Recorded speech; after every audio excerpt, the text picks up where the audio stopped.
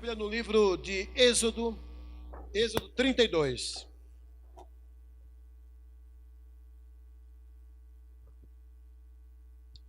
Êxodo capítulo 32.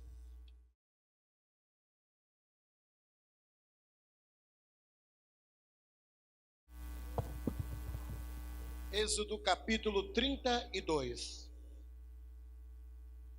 Bem, vamos ler? Diz assim, preste bastante atenção nessa leitura. Diz assim a palavra de Deus. Mas, vendo o povo que Moisés tardava em descer do monte, acercou-se de Arão e lhe disse: Levanta-te, faze-nos deuses que vão adiante de nós. Pois, quanto a este Moisés, o homem que nos tirou do Egito, nós não sabemos o que lhe terá sucedido. Disse-lhes Arão: Tirai as argolas de ouro das orelhas de vossas mulheres, vossos filhos e vossas filhas, e trazei-mas. Então todo o povo tirou das orelhas as argolas e as trouxe a Arão. Este, recebendo-as das suas mãos, trabalhou o ouro com buril e fez dele um bezerro fundido. Então disseram: São estes, ó Israel, os teus deuses, que te tiraram da terra do Egito. Arão, vendo isso, edificou um altar diante dele e, apregoando, disse: Amanhã será festa ao povo, ao Senhor. No dia seguinte, madrugaram e ofereceram holocaustos e trouxeram ofertas pacíficas, e o povo assentou-se para comer e beber e levantou-se para divertir-se. Então disse o Senhor a Moisés: Vai, desce, porque o teu povo que fizeste sair do Egito se corrompeu e depressa se desviou do caminho que lhe havia eu ordenado. Fez para si um bezerro fundido e o adorou, e lhe sacrificou, e diz: São estes, ó Israel, os teus deuses que te tiraram da terra do Egito. Disse mais o Senhor a Moisés: Tenho visto este povo, e eis que é povo de dura cerviz. Agora, pois, deixa-me para que se acenda contra eles o meu furor, e eu os consuma, e de ti farei uma grande nação. Amém? Louvado seja Deus. Irmãos, aqui está um texto que Moisés escreveu depois que ele teve uma experiência profunda de relacionamento com Deus. O povo havia saído do Egito e Moisés precisava de um momento a sós com Deus, e este momento não seria apenas aquele momento que muitos de nós temos, de 15, 20, 30 minutos de relacionamento com Deus. Ele precisava ter um tempo significante, e ele ficou 40 dias e 40 noites para conversar com Deus, para dialogar com Deus, receber as orientações do Senhor. E enquanto isso, o povo estava lá embaixo do monte, esperando a chegada de Moisés. E Moisés estava demorando, porque Moisés não tinha pressa de sair da presença de Deus, como muitos de nós temos pressa de sair da presença de Deus. Quando dá 9 horas, a gente fica agoniado. Quando o pastor está pregando, meu Deus, até quando esse culto vai terminar? Não vejo a hora de ouvir o pastor Fantino dizer que o amor de Deus, nosso Pai. Essa é a melhor parte da mensagem. Esse é o melhor momento do culto. Não é verdade? A bênção apostólica. Moisés não tinha essas motivações do coração. Quem quer ter um relacionamento consistente com Deus precisa ter a motivação de não ter pressa de sair da presença de Deus. E Moisés estava lá, irmãos, falando, conversando com Deus. Enquanto isso, o povo estava lá embaixo, agoniado, pensando que Moisés teria sido fulminado, arrebatado, ou alguma coisa nesse sentido. E aí diz o texto que o povo agora começou a dizer: nós não sabemos o que aconteceu com esse Moisés. E é interessante, irmãos, que nesse texto aqui a gente vai encontrar alguns aspectos sobre idolatria. Sobre idolatria. Eu tenho muita coisa para falar aqui, irmãos. Eu acho que não vai dar para terminar. Mas eu quero apenas dar uma pincelada aqui. Mas a primeira coisa que eu vejo aqui no texto, irmãos, é que a idolatria, ela trabalha muito em cima do pragmatismo, em cima da funcionalidade, em cima do imediatismo. É o Deus da conveniência. Vamos ler o versículo 1, eu explicarei para vocês. Diz o texto aqui: mas vendo o povo que Moisés tardava em descer do monte, acercou-se de Arão e lhe disse: levanta-te, faze-nos deuses que vão adiante de nós. Pois quanto a este Moisés, o homem que nos tirou da terra do Egito, não sabemos o que lhe terá sucedido. Olha que coisa interessante, irmãos, eles não estavam mais com paciência, eles queriam ver alguma coisa acontecendo, eles queriam ver algum movimento, alguma atuação de algum Deus que existiam lá no Egito. Eles não tinham a paciência de esperar a ação de Deus, a resposta de Deus, as orientações de Deus através do seu servo Moisés. Eles queriam um Deus que pudesse trabalhar na vida deles de uma forma imediata. Um Deus que faça as coisas funcionar perfeitamente. Não é isso que a gente percebe hoje, irmãos, porque querem um milagre urgente. Querem que... Isso é idolatria, é tentar manipular Deus. Idolatria é isso. O idólatra, ele tenta manipular os deuses através das barganhas que eles fazem. E a gente percebe isso entrando na igreja de uma forma terrível, sorrateiramente. Pessoas tentando manipular Deus através de uma campanha, através de uma oferta, através de uma aliança, através de uma promessa que ele faz para Deus. Eu faço isso, Senhor, mas o Senhor também precisa fazer isso. Nós queremos um Deus que funcione de uma forma imediata. Isso é idolatria. É a idolatria da funcionalidade. Nós queremos um Deus que funciona. Um Deus que haja de uma forma imediata a nosso favor. Que se Ele não agir, Ele não é Deus. E às vezes nós nos identificamos com esse sistema, o imediatismo. Esse é um aspecto da idolatria. Outro aspecto que eu vejo aqui também nesse texto, irmãos, é que a idolatria, ela desencadeia em uma má aplicação dos recursos dados por Deus. A idolatria, obrigado, desencadeia em uma má aplicação dos recursos dados por Deus. Veja os versículos 2, 3 e 4. Disse-lhes Arão: tirai as argolas de ouro das orelhas das vossas mulheres, vossos filhos e vossas filhas, e trazei-mas. Então todo o povo tirou das orelhas as argolas e as trouxe a Arão. Este, recebendo-as das suas mãos, trabalhou o ouro com buril e fez dele um bezerro fundido. Então disseram: são estes, ó Israel, os teus deuses que te tiraram da terra do Egito. Perceba a má aplicação dos recursos que Deus deu a este povo. Aplicando os recursos, em vez de aplicar os recursos para propósitos que glorificavam a Deus, estão aplicando recursos que satisfaziam seus próprios interesses, seu egoísmo.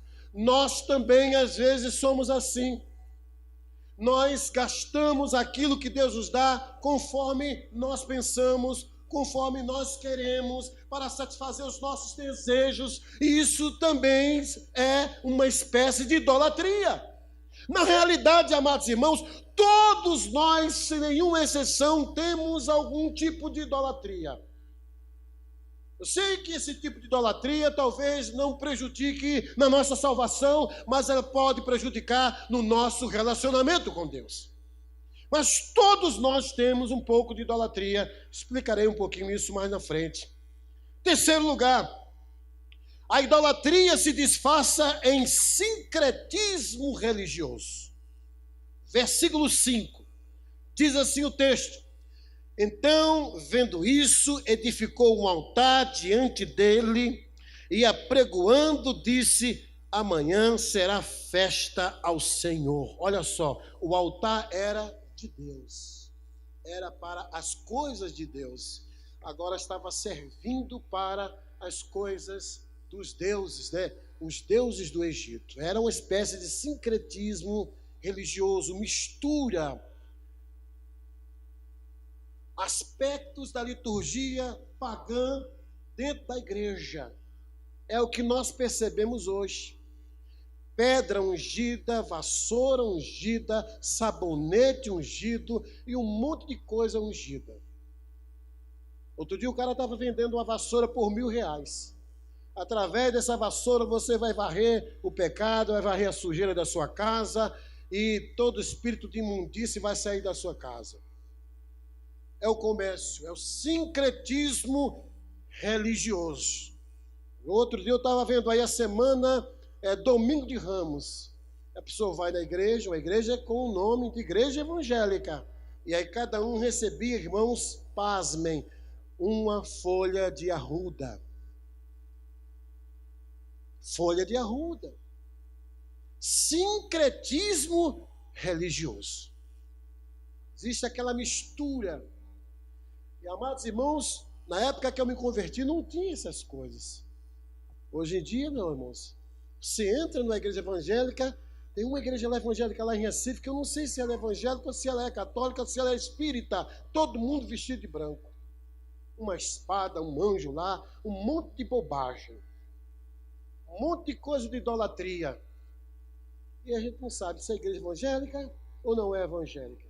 É o sincretismo religioso.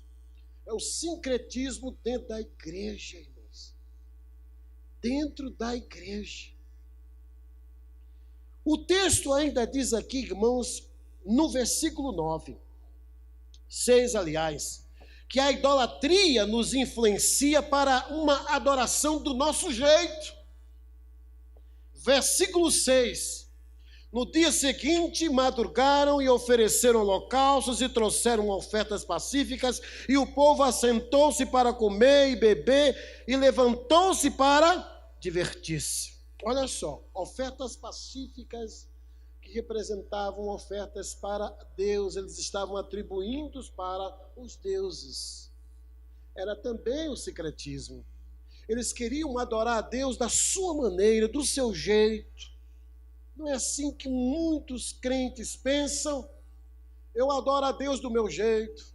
Eu adoro a Deus da minha maneira.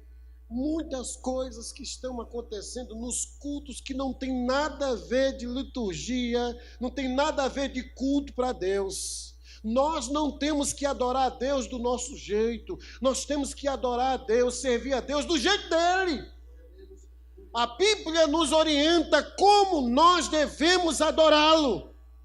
Eu temo se algumas adorações, se alguns cultos que algumas igrejas estão oferecendo, se eles de fato estão sendo recebidos por Deus. Porque tem coisas acontecendo no culto que não tem nada a ver de culto. A gente precisa estudar, a gente precisa se aprofundar para ver o que é de fato um culto genuíno para Deus. Eu tenho me preocupado muito nos últimos dias, estou pastoreando a igreja e eu tenho essa preocupação. Meu Deus, será que isso o Senhor está recebendo? Eu não vejo isso na Bíblia, Mas Deus, o cara está entrando ali com uma arca. Meu Deus, o cara está entrando ali vestido de anjo. O cara está entrando ali, está dizendo, o Senhor está entrando no templo agora, porque o povo estava com uma arca, carregando uma arca. Eu fui pregar numa igreja, e antes de entrar na igreja, irmãos, era necessário que primeiro os irmãos vestidos de sacerdotes entrassem carregando uma arca. Porque Deus não estava dentro do templo. Deus só entrava no templo quando a arca entrava. Isso é o que, irmãos? Isto é uma liturgia que não está mais de acordo com a palavra de Deus. E aí quando o irmão entrou, agora Deus está presente porque a arca do Senhor, irmãos, é falta de Bíblia e muitas vezes nós gostamos disso, nós achamos isso bonito. Nem sempre aquilo que a gente acha bonito está mexendo, sensibilizando o coração de Deus. Nem sempre aquilo que nos emociona é aquilo que emociona o coração de Deus. Eu acho interessante ainda no versículo 6, 9, que a idolatria tem o poder de uma transformação maligna. A idolatria também, ela tem o poder de transformar o homem, mas para pior. Olha o que diz o versículo 9 aqui, quando ele diz, disse mais o Senhor a Moisés, eu tenho visto este povo, e eis que é povo de dura serviço. Sabe o que é dura serviço? Representa, sabe o que, irmãos? Um burro, né? Um jumento, que tem um pescoço duro, né? que não aceita, que não se dobra, que não obedece. Você bate nele, ele não sai do lugar, ele fica empacado no lugar. Pescoço duro. Olha só, irmãos. Este povo, Deus está comparando este povo como se fosse aqui um comportamento de animalesco. O povo se comportando como um animal. O Salmo de número 115 diz assim, não a nós, Senhor, mas ao teu nome da glória. E ele começa dizendo as características dos falsos deuses. Tem boca, mas não fala, tem ouvido, mas não ouve. E aí ele conclui, tornem-se semelhantes a eles, aqueles que adoram. Você se torna semelhante àquilo que você adora. É o que diz o salmista. E vocês vão ver, irmãos, um comportamento completamente animalesco desse povo. Que nem mesmo os animais faziam isso. Eles se comportaram pior do que animais. E diz o texto, irmãos, que Moisés agora, ele está na presença de Deus nos versículos 11 a 14, e você vai perceber a grande diferença daqueles que estão cultuando os deuses, daqueles que são idólatras e daqueles que não são idólatras. Você percebe aqui nos versículos de 11 a 14, quando Moisés está conversando com Deus, e Deus diz para ele que eu vou destruir esse povo. E Moisés, preocupado, ele diz, não, Senhor, o Senhor não pode destruir, porque se o Senhor destruir, as nações vão dizer, olha que Deus é esse que tirou esse povo do Egito para destruir o povo no deserto. Senhor, Moisés está preocupado com a glória de Deus, com a reputação de Deus. Mas culto a Deus é isso, é a gente se preocupar com a glória de Deus. Agora vamos lá, irmãos. Existe, amados irmãos, dentro dessa questão religiosa, existe a fé cristã, e a fé cristã é uma fé monoteísta. Deuteronômio 6, versículo 4, fala sobre isso. Nós devemos adorar apenas um Deus. Monoteísta significa, irmãos, que nós adoramos um único Deus. Não existe nenhum Deus. O único que existe é o nosso Deus. Na realidade, existem dois deuses. O Deus desse século e o Deus do nosso Senhor e Salvador Jesus Cristo. O politeísmo. Politeísmo é a fé em muitos deuses. Você crê que existem muitos deuses. Existe também a monolatria. A monolatria. A adoração de um só Deus dentre muitos que existem. Ele adora um Deus, mas existem muitos, eles creem que existem muitos deuses, mas eles estão adorando apenas um Deus. Dentre esses muitos deuses, ele tomou uma decisão para adorar um desses deuses. Isso se chama monolatria. Existe também o enotismo, a crença em um único Deus sem negar a existência de outros. Olha só, ele crê, mas também ele crê na possibilidade de existirem outros deuses. É um pouco semelhante à monolatria. Existe também, irmãos, é possível existirem idólatras dentro da igreja. Tanto é, irmãos, que as Escrituras nos provam isso. 1 Coríntios capítulo 5, de 9 a 11, 1 Coríntios 10, de 7 a 14, e 1 João capítulo 5, versículo 21, quando ele diz, concluindo aquela carta, filhinhos, guardai-vos dos ídolos. São orientações que o apóstolo Paulo e João dá para crentes, pessoas salvas. É possível existirem evangélicos idólatras. E o que é, de fato, idolatria? Em primeiro lugar, a idolatria é o desejo desenfreado por qualquer coisa que não seja Deus. Romanos capítulo 1, versículos de 18 a 32, fala sobre essa questão da idolatria. Em segundo lugar, a idolatria é qualquer coisa que seja mais importante para você do que Deus. Idolatria também pode ser uma coisa até boa, que ela é transformada em um valor absoluto. Tudo que é transformado em valor absoluto pode ser um tipo de idolatria. Um carro, uma conta bancária, a casa que você tem. Quarto lugar, idolatria também é aquilo cuja mente se vê constantemente ocupada. Idolatria também é quando você está com a sua mente completamente e constantemente ocupada com ela, com alguma coisa. Você está sempre pensando. Você não consegue se libertar desses pensamentos. Você se tornou uma pessoa obcecada. Você não para de pensar nisso. Idolatria também, irmãos, é tudo aquilo que você não consegue renunciar. Não consigo deixar disso. Eu posso renunciar tudo, Senhor, mas menos isso. Idolatria é tudo aquilo que está ocupando o lugar de Deus no nosso coração. O que é que você tem mais medo de perder na sua vida? É a conta bancária? É a minha casa? É o meu emprego? A minha esposa? Meu filho? São essas coisas, irmãos, que nós temos mais medo de perder, que estão ocupando o nosso coração.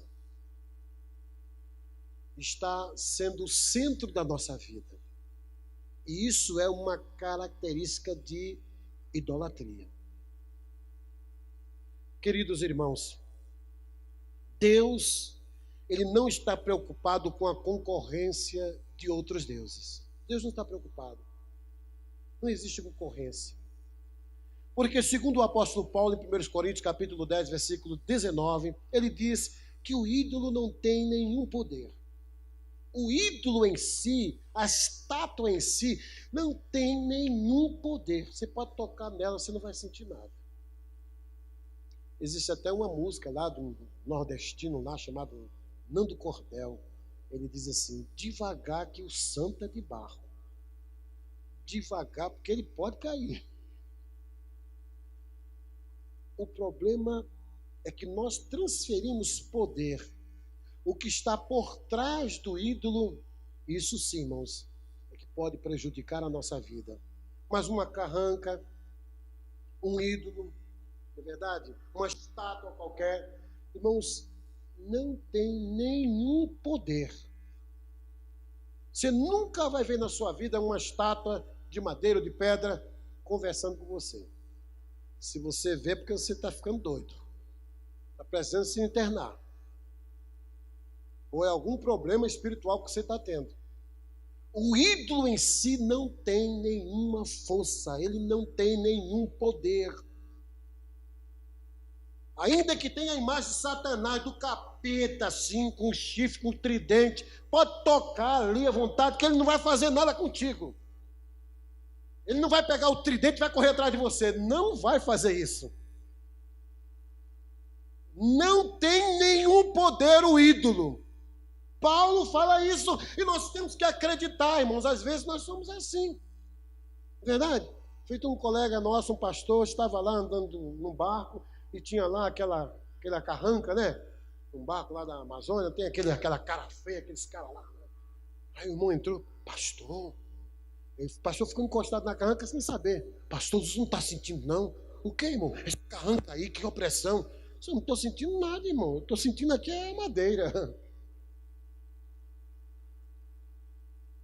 O ídolo não tem nenhum poder, irmãos. Nenhuma força. Você não tem que ter medo do ídolo. Não existe Deus. Os ídolos não têm nenhuma força, nenhum poder. O apóstolo Paulo deixa isso bem claro, amados irmãos. Mas o que nós podemos perceber, irmãos, no nosso tempo, é que existe uma idolatria nossa de cada dia. Em primeiro lugar, a idolatria nossa de cada dia é caracterizada pela cobiça, avareza, ganância. Abra sua Bíblia aí, amados irmãos, em Colossenses capítulo 3. Colossenses capítulo 3, versículos 5 e 6. Fazei, pois, morrer a vossa natureza terrena, prostituição, impureza, paixão lasciva, desejo maligno e a avareza. Avareza que é idolatria. Lucas capítulo 12, versículo 15. Lucas capítulo 12, versículo 15. Diz assim, queridos irmãos. Olha só.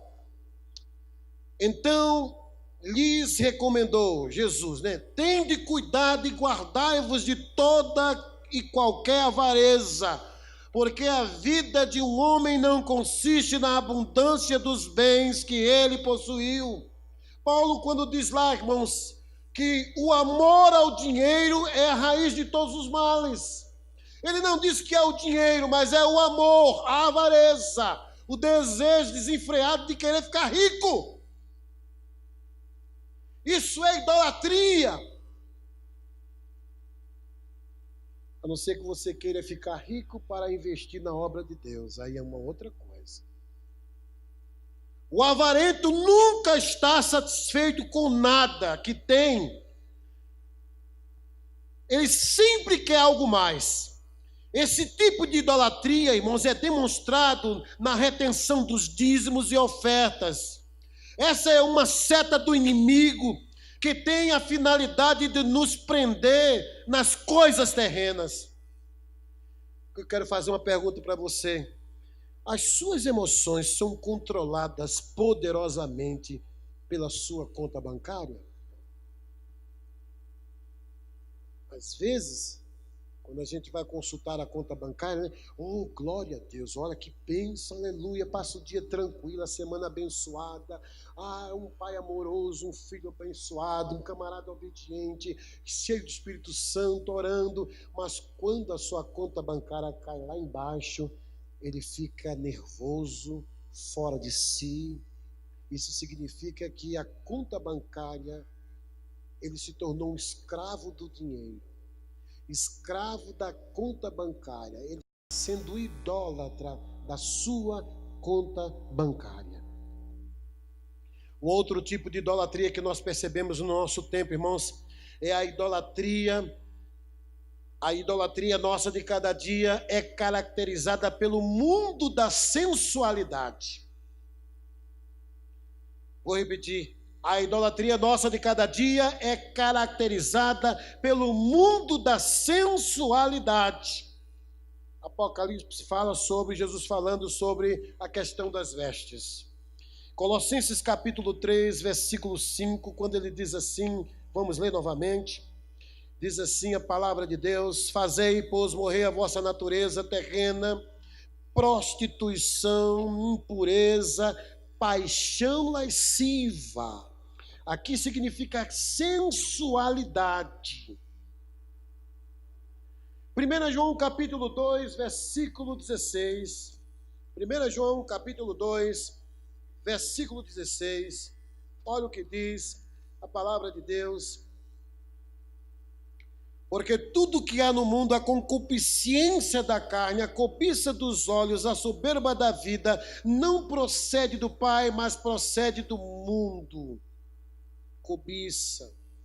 Tudo isso, irmãos, está ligado à sensualidade. Um espírito de sensualidade, irmãos, infelizmente, tem atuado progressivamente em mundos que se dizem filhos e filhas de Deus.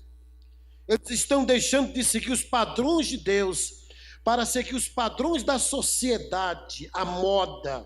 Estamos vendo, irmãos, a idolatria fisicultural ou físico-sensual. É verdade? Os homens todos apertadinhos, camisinha aberta até aqui, mostrando, né, os pelos. A gente percebe isso. Nada contra quem faz. É verdade, uma academia, eu até estou pensando em fazer, irmãos. Mas para ficar em dia fisicamente. Mas o que nós estamos presenciando hoje, mas é a idolatria do corpo. A idolatria do físico. Por isso que às vezes muitos casamentos não dão certo, porque o rapaz se casa com a moça porque tem um corpo escultural. O rapaz tem um corpo escultural. Ele tem um corpo lindo, mas a cabeça do cara não tem nada na cabeça. O cara é horrível, dentuço, zarolho, mas ele tem um corpo lindo. E quando se casa, irmãos, aí vai perdendo aquela vitalidade e aí o casamento cai por terra. Todo casamento, irmãos, que tem esse tipo de motivação, que começa com essa motivação, não dá certo. E é o que nós estamos percebendo hoje aqui, nosso templo, não é verdade? Outra idolatria que nós percebemos, a idolatria nossa de cada dia, é também caracterizada pela autopromoção. A idolatria nossa de cada dia é caracterizada pela autopromoção. Veja só, essa era a atitude dos fariseus. Gostavam de orar em pé nas sinagogas e nas praças, gritando para serem vistos e elogiados pelos homens. Eles queriam se autopromover. Pessoas que estão preocupadas com o sucesso. Olha o que diz João capítulo 12, Evangelho de João, capítulo 12. Olha o que diz a palavra de Deus, versículos 42 e 43. Contudo, muitos dentre as próprias autoridades creram nele, mas por causa dos fariseus não confessavam para não serem expulsos da sinagoga, porque amaram mais a glória dos homens do que a glória de Deus. Tem mais aí, irmãos? Em Gênesis capítulo 11, o que foi que aconteceu? Eles disseram, vamos construir uma torre, nós seremos famosos, nós seremos célebres. Não é verdade? Era o culto à personalidade. A idolatria, irmãos, da autopromoção é doentia e satânica, porque ela busca a glória do homem e não a de Deus. No Salmo 115, ele começa dizendo, não a nós, Senhor, não a nós, mas ao teu nome da glória. Ela quer ser o centro das atenções, tomando o lugar de Jesus, que devia ser visto por todos. Por trás desta autopromoção, há motivações pessoais e egoísticas.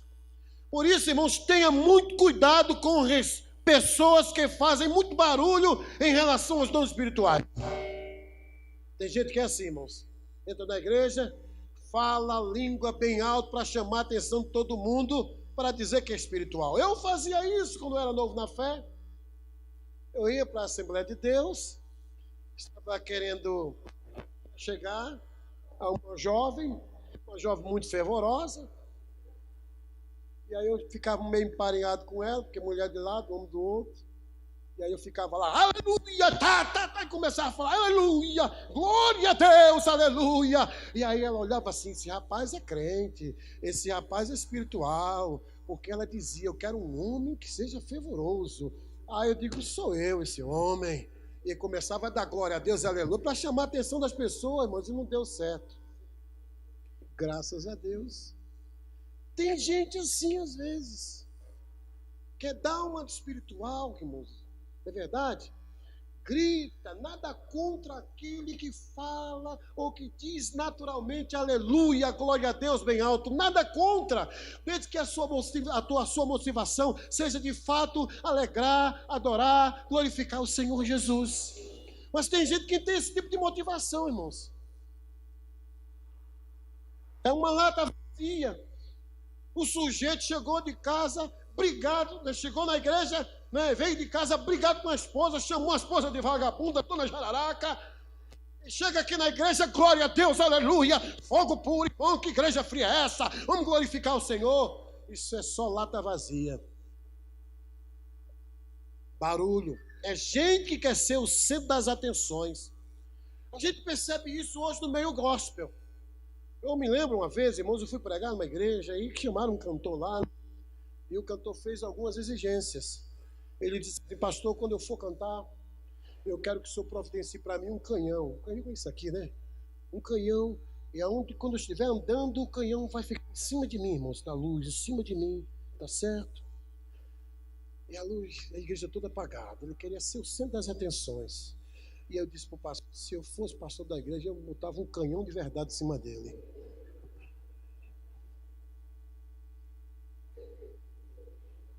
E o sujeito, descaradamente, ainda diz assim, uma roupa toda colorida, cabelo todo esquisito, não é verdade? Todo brilhoso, e ainda diz assim, irmãos, olha só, é o sensacionalismo tomando conta da igreja. Ah, irmãos, não olhe para mim, olhe para Jesus, irmão, não tem como olhar para Jesus, porque você está sendo centro das atenções. Isso é um problema sério que a gente percebe. Gente, essa é uma idolatria, irmãos, que é caracterizada pela autopromoção. É verdade, irmãos. A gente percebe isso. Quarto lugar. A idolatria nossa de cada dia é caracterizada pelo apego exagerado pelos entes queridos. Olha só. Mateus capítulo 10, versículo 37. Mateus 10, 37. Olha o que Jesus diz.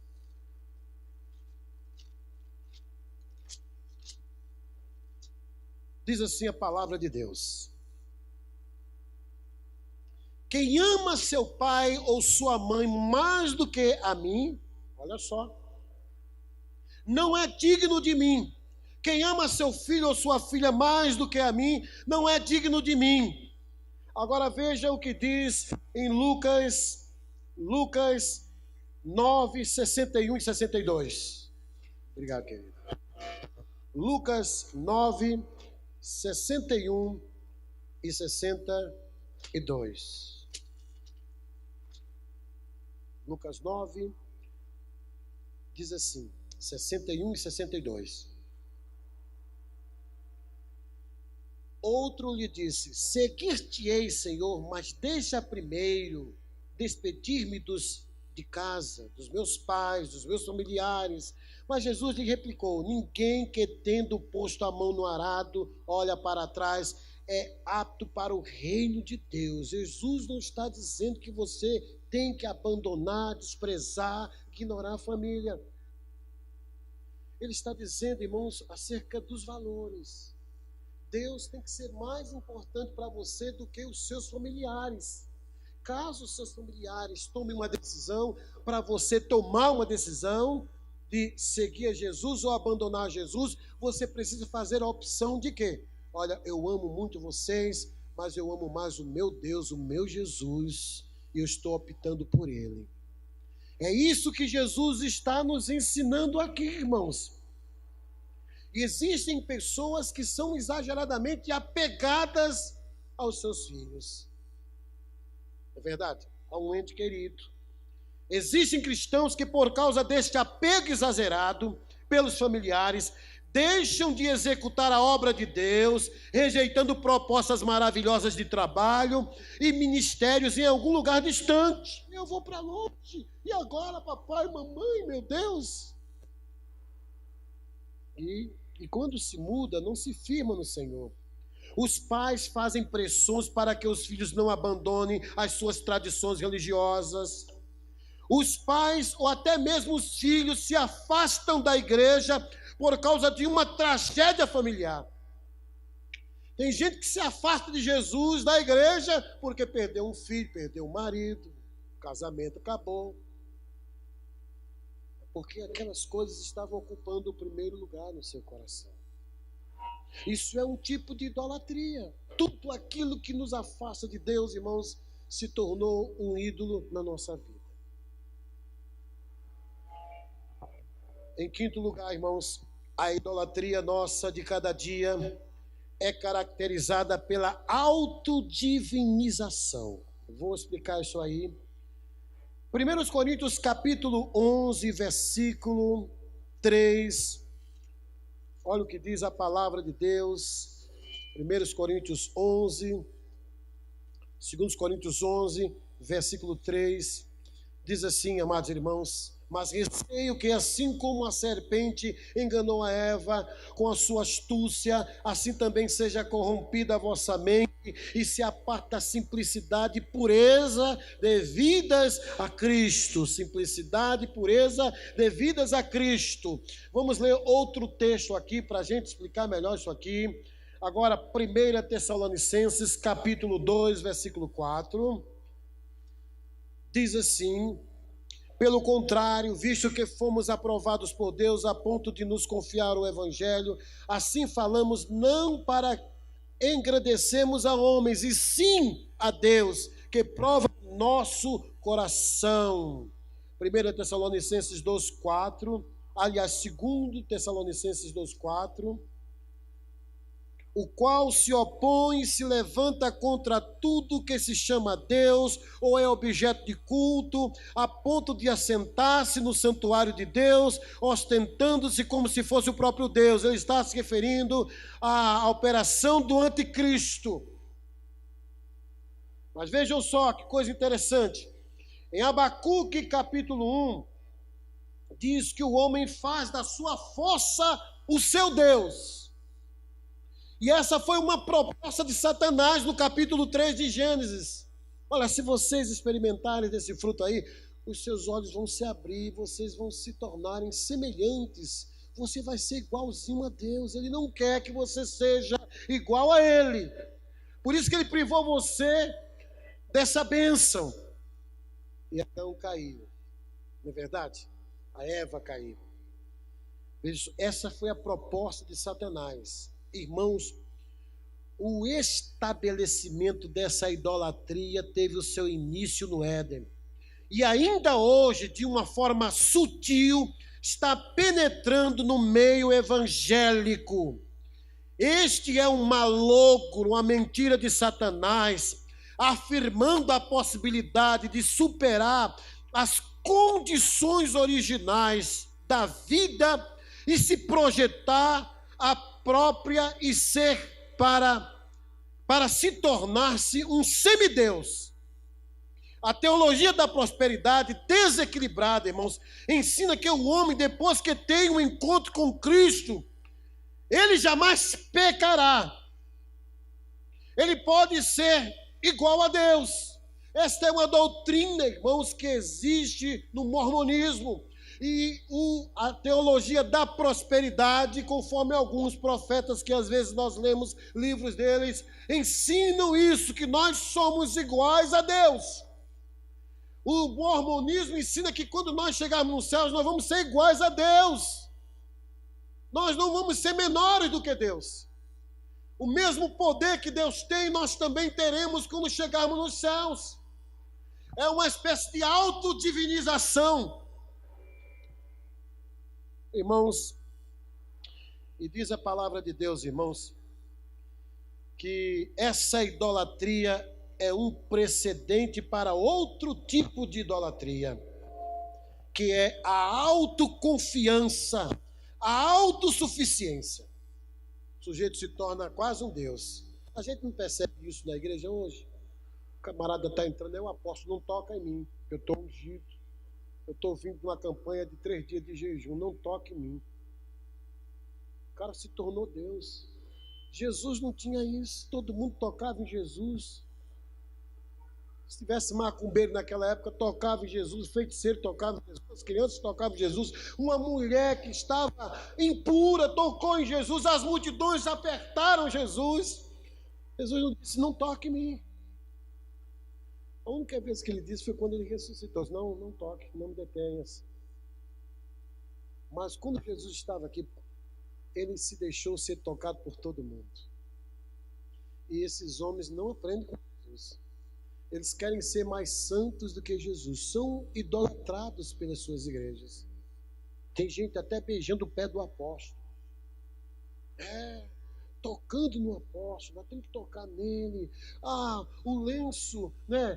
A camisa sanguentada do apóstolo traz cura. Isso é idolatria, irmãos. Idolatria. E o povo vai atrás, eu quero um pedaço dessa camisa, quanto é? 5.000 reais. Me dê, eu quero o botão dura mais. O botão é 10.000 reais. Da camisa ensanguentada do apóstolo. Idolatria. E os nossos membros mandam ofertas para esse tipo de gente. É interessante isso, né? Amados, nós nos conhecemos e sabemos que não é assim, irmãos. A experiência de Pedro nos comprova isso em Mateus 26. Pedro diz assim, olha, eu não vou te negar de maneira nenhuma, olha, não vou, olha, se todos os apóstolos negarem o Senhor Jesus, eu não vou te negar, não. Pedro, você vai me negar Jesus? Você não conhece o Pedrão aqui, viu? Pedrão aqui é violento. Pedrão não vai te negar de maneira nenhuma. E diz a palavra de Deus, irmãos, que com poucos minutos, né, ele negou Jesus. Aliás, com poucos dias ele negou Jesus. Porque, irmãos, nós temos uma natureza pecaminosa. E essa natureza nos leva muitas vezes a sermos inconstantes. Nós somos falhos. Nós somos pecadores. Por mais que vivamos uma vida consagrada, mas nós sempre teremos essa natureza pecaminosa, irmãos, nos enfezando, irmãos. Nos inquietando, nos empurrando para o pecado. Mas quando nós nos rendemos ao Espírito, nós conseguimos vencer as obras, os desejos da carne. Por isso que a palavra de Deus diz, andai em espírito e jamais satisfareis as concupiscências da carne. Irmãos, a teologia da idolatria diz que o homem que está mais próximo de Deus é aquele homem abençoado. O irmão está muito abençoado, está crescendo, é porque o irmão está andando com Deus. Essa era a teologia do Antigo Testamento. Quem ficava enfermo é que estava longe de Deus. Quem prosperava é quem estava perto de Deus. No Novo Testamento não tem mais isso. O apóstolo Paulo, irmãos, foi uma pessoa que andou com Deus de uma forma belíssima e maravilhosa. No entanto, irmãos, ele não era próspero financeiramente falando. Jesus, o próprio Deus que esteve entre nós, ele não tinha nenhum de reclinar a cabeça. Quando ele morreu, precisou de uma tumba emprestada. Nem a cruz era dele. Jesus. A Bíblia diz que ele se fez pobre para enriquecer a muitos. Mas esse enriquecimento aí é o enriquecimento espiritual, como diz a palavra de Deus. A idolatria nossa de cada dia é caracterizada, concluindo, pelo mundo do entretenimento. 2 Timóteo capítulo 3, versículo 4. 2 Timóteo capítulo 3, versículo 4, diz assim, que ele fala sobre os males e as corrupções dos últimos dias, não é?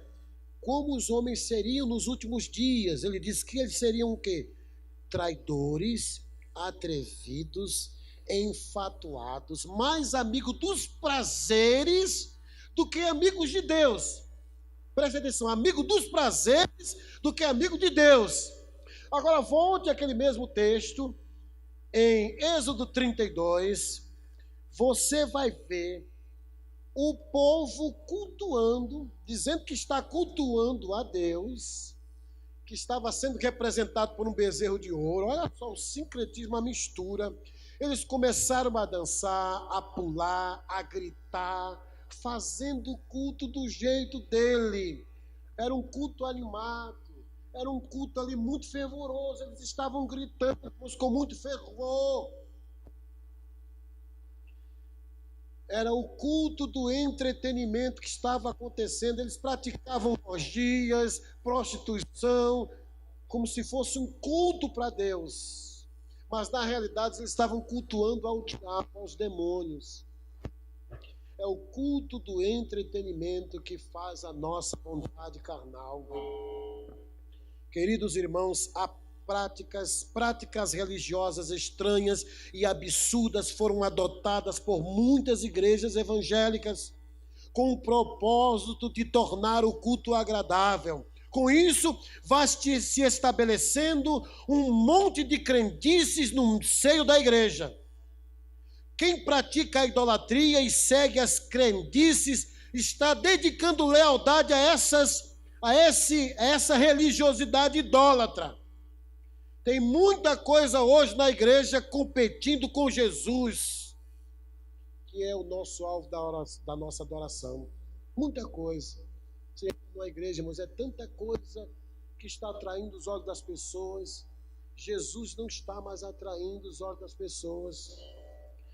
Existem igrejas que, se Jesus não tiver, eles não vão perceber, eles não vão notar a diferença. Se o Espírito Santo não estiver presente, eles nem vão perceber, porque existem luzes maravilhosas, existe uma dança, uma coisa, nada contra a dança, luzes, mas as pessoas, elas estão indo à igreja por causa de o quê? De um louvor que é muito bonito, nada contra o louvor bonito. Eles estão indo à igreja porque a igreja tem um ar-condicionado, nada contra o ar-condicionado da igreja. Eles vão à igreja porque tem uma garagem, né? Um estacionamento amplo. As cadeiras são confortáveis. As pessoas hoje não estão indo à igreja por causa da pessoa de Jesus. Elas estão indo por causa dessas coisas. Eu gosto dessa igreja por causa do louvor. Às vezes a palavra é fraca, mas o louvor é maravilhoso. Eu gosto da igreja porque é aquele rapaz que requebra e dança, né? É maravilhoso. Como diz o Belchior, um rapaz delicado e alegre, que dança e requebra, é demais. Eu gosto de ver aquele rapaz dança muito bem, ele é meio jeitosinho, mas eu gosto quando ele dança, eu acho bonito a arte daquela pessoa, eu gosto de ir à igreja por causa disso. Tem muita coisa dentro da igreja, muita coisa acontecendo dentro da igreja que está competindo com Jesus. Jesus não está sendo mais o centro da nossa adoração, irmãos. Que tenha um ar-condicionado, aleluia. Que tenha um estacionamento amplo, confortável, aleluia. Que tenha uma boa cadeira, uma boa bancada, aleluia. Mas nós não temos que vir à igreja por causa dessas coisas. Nós temos que vir à igreja por causa da pessoa bendita de Jesus. Ele é o alvo da nossa adoração. É um entretenimento. Tem que ter alguma coisa diferente, irmãos. Nós temos que colocar um fogo, alguma coisa, porque para atrair as pessoas. Senão as pessoas não vêm à igreja. Nós temos que fazer isso, senão as pessoas vão para o mundo, vão para outra igreja. Aquela igreja está fazendo isso, está dando certo, o povo está gostando. Olha, lá tem um santo, lá tem tem um forró, tem a discoteca gospel. Outro dia o cara fez homenagem, né, a Michael Jackson Gospel, né, um tributo a Michael Jackson Gospel. Aí todo mundo de luva, meio branquinha, e todo mundo dançando, cantando aquela música lá, bem famosa do Michael Jackson. E os jovens estão aí, irmãos. Eu entrei numa igreja e digo, meu Deus, isso é uma igreja ou é uma boate? Quando eu não era crente, eu frequentava boate, irmãos. Era luz, entrei uma vez. A última vez que eu entrei lá, um negão que parecia Satanás, não estava dançando lá. E eu digo, que coisa esquisita, meu Deus. Eu não era crente, irmãos. Eu achei aquele esquisito luz nos anos 78, por aí assim. E quando eu entro em algumas igrejas, eu me sinto como se estivesse naquela boate. Muitas luzes, muita discoteca. Essas coisas, irmãos, estão segurando os jovens da igreja. Mas se tirarem essas coisas, os jovens vão cair fora.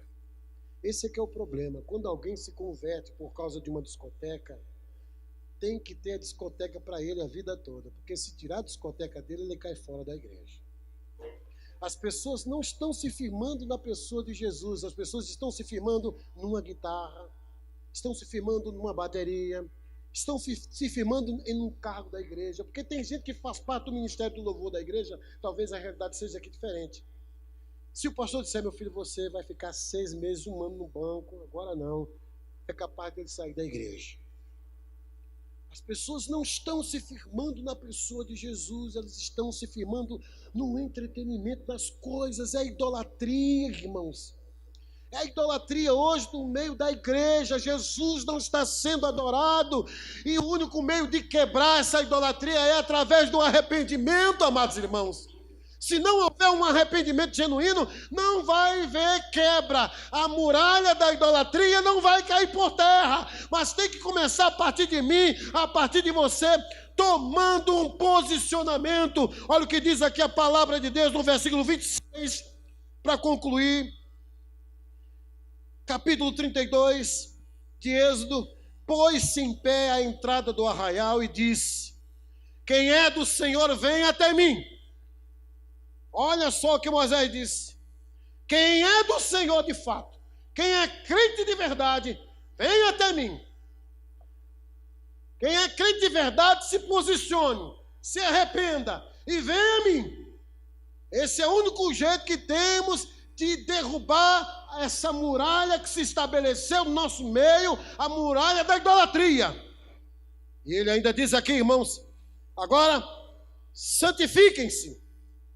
Versículo 29, pois Moisés dissera: consagrai-vos hoje ao Senhor, cada um contra o seu filho e contra o seu irmão, para que ele vos conceda hoje a bênção. Consagre-se a favor do seu filho, consagre-se a favor da sua família, consagre-se, santificai-vos, porque amanhã eu farei maravilhas no meio de vós. Vamos começar, irmãos, a destronar essa idolatria a partir de mim, a partir de você. Qual é a coisa que está mais tomando o seu coração? Essa noite Deus te trouxe para você ouvir essa palavra. Eu queria que você se colocasse de pé em nome de Jesus. Quero chamar a pastora Bertânia.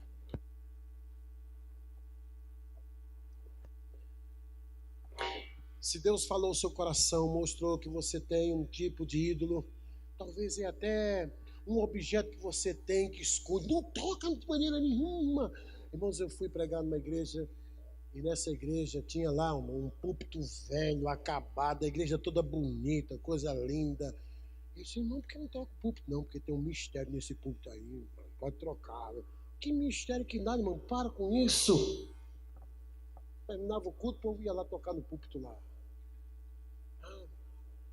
Eu morava lá em Curitiba, e aí tinha um monte lá, até hoje tem um monte de oração, né? Como todo lugar tem, né? E tinha um toco lá que é um mistério, um toco que é um mistério, esse toco é ungido, irmãos. E todo mundo que sentava naquele toco, que sentava lá, começava a pular,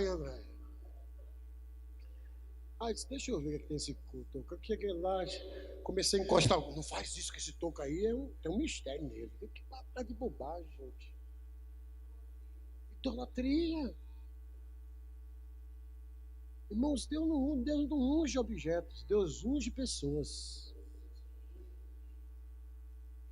A idolatria ensina isso, que os objetos são ungidos. Mas a palavra de Deus nos ensina que vós tendes a unção do Santo. Ele não fala para ídolos, não fala para paredes, não fala para bancada, ele fala para pessoas. Feche os seus olhos em nome de Jesus. Pai bendito, nesse momento, Pai, nós queremos pedir que o Senhor venha nos ajudar a colocar em prática essa palavra.